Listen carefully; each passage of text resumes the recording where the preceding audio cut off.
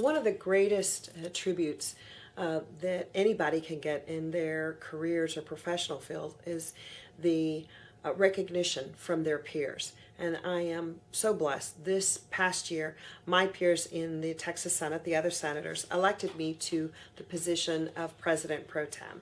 Now, what that means is that if the governor and the lieutenant governor are out of town, I am acting governor. So you could say the position of President Pro Tem is third in line in state government.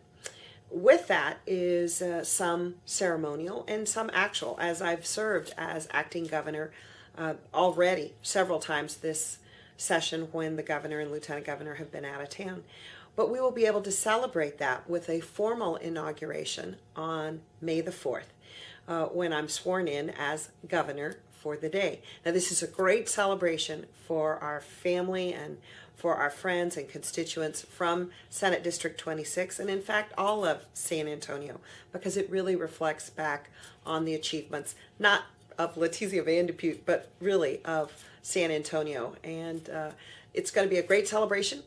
It will take place on Saturday, May the 4th, at the state capitol with a formal swearing in at 10 o'clock. And then afterwards, we're going to have a big barbecue on the grounds, the south grounds of the Capitol. And we are going to have lots of musical groups, bands and choirs coming in from our school systems. And so I invite you to join me on that day as I am sworn in as governor for the day. At Saturday, May the 4th at 10 o'clock, we'll be having events during the day. And for more information, you can click on the website.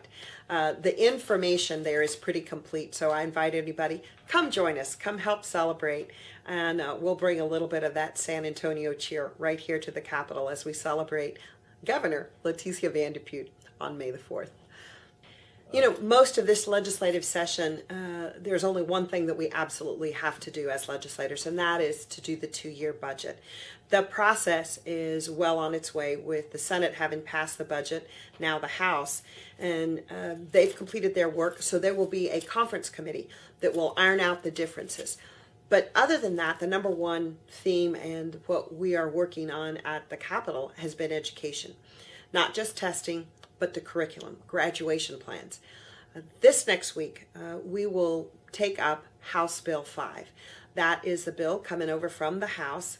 We will have it in Senate Education Committee that will look at our graduation plans, our testing plans. I am very excited to start work on this, as I had originally filed Senate Bill 240 that addressed the curriculum. We want to make sure that our students are ready for post-secondary success, whether that means a job that pays a living wage, military, community college, technical school, four-year universities. Our students need to be prepared, and I want to make sure that what's in the curriculum, what is in the graduation plan for our students, is rigorous enough to prepare them for that success. I worry sometimes that when we talk about a minimum graduation plan, that just translates to a minimum wage. And our students can do better than that. We can do better than that. We need to make sure that all students are prepared for whatever they decide to go into. We're working with our chairman of the committee, Dan Patrick, and different stakeholder groups to keep rigor in the curriculum but maintain that relevance. Whether that student wants to go into a career in technology right after high school, or whether they want to start a university education. We need to make sure that our students are prepared, and that may mean that they need to take those rigorous courses. You can maintain rigor and make it relevant, but we don't want it high stakes. There's been absolutely too much testing, and we're going to reduce the end of course exams to 5 from 15, making sure that that's really what we need to test. Our kids can do this.